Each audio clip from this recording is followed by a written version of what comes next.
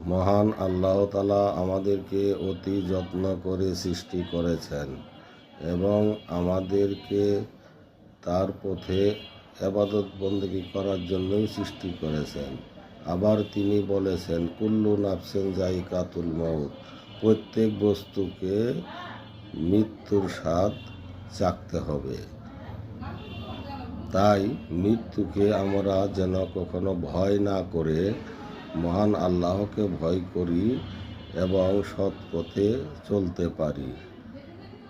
আর এই আমাদের মাঝখান থেকে উসমান হাদিকে আল্লাহ তাআলা নিয়ে গেছেন, এই জন্য আমরা ভারাক্রান্ত। কিন্তু তার জন্য এখন আমাদের করণীয় হলো তার মাগফিরাত কামনা করা।